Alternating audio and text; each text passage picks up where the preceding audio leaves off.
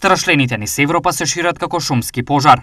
Немаат природни непријатели, а убиваат и пчели и луѓе. За еден ден страшленот може да изеде и до 50 пчели, поради што тој веќе е класифициран како предатор. Страшленот е еден од најголемите штетници на пчелите, покрај сите други што се наведени, како пчеларката птица, како зелениот гуштер, како мечката, да кажеме, како најголем.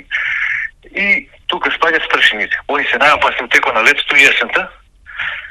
Доаѓаат и ја фаќаат пчелата во лет, а обично ја чекат пред кошница кога она се враќа од паша и е тешка.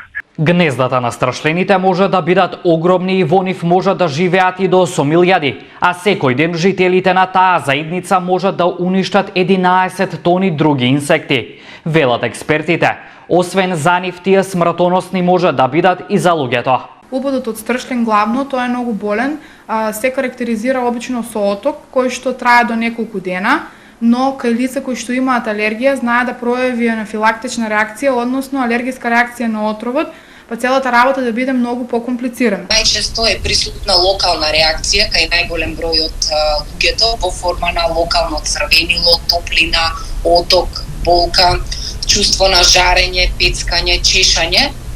Меѓутоа, стравот и како треба да биде оправдан кај луѓето кои што се алергични на убод од страшлен или алергични на убод од други инсекти. Ста и појавата на ненаден срцев удар, значи имало и такви случаеви, потоа анафилактичен шок, нели, како сериозна алергиска манифестација, ненадена смрт,